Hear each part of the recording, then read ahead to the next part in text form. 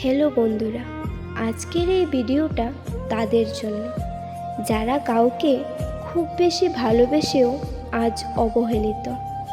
জানো, সবচেয়ে বেশি কষ্ট তখনই হয় যখন নিজের মানুষটাই ধীরে ধীরে বদলে যেতে শুরু করে।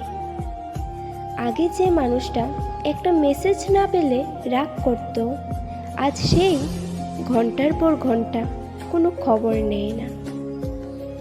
আগে যে মানুষটা একটু সময় না পেলে অভিমান করত, আজ সেই ব্যস্ততার অজুহাতে দূরত্ব বাড়িয়ে দেয়। আসলে মানুষ হঠাৎ করে বদলে যায় না।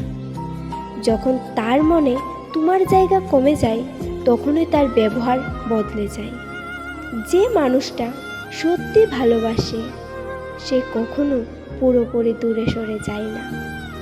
হয়তো ব্যস্ত থাকে, হয়তো ক্লান্ত থাকে, তবু একটু সময় ঠিক বের করে নেয়।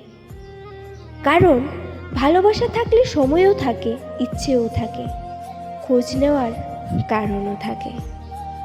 আর যখন কথা কমে যায়, সময় কমে যায়, গুরুত্ব কমে যায়, তখন বুঝে নিতে হয় ভালোবাসাটাও আগের মতো নেই।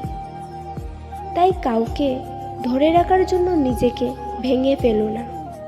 যে থাকতে চায় সে হাজার ব্যস্ততার মাঝেও থাকবে, আর যে যেতে চায় সে হাজার ভালোবাসার মাঝেও চলে যাবে। মনে রেখো, অবহেলা কখনো ভালোবাসা না। আর যে তোমাকে কাঁদায় সে তোমার পাওয়ার যোগ্য না। নিজেকে ভালোবাসো, নিজেকে গুরুত্ব দাও, কারণ সবচেয়ে সত্যি সঙ্গী শেষ পর্যন্ত তুমি নিজেই। শেষে একটা কথাই বলবো, যদি তোমার জীবনেও এমন কেউ থাকে, তাহলে মনে রেখো, নিজেকে কখনো ছোট করো না।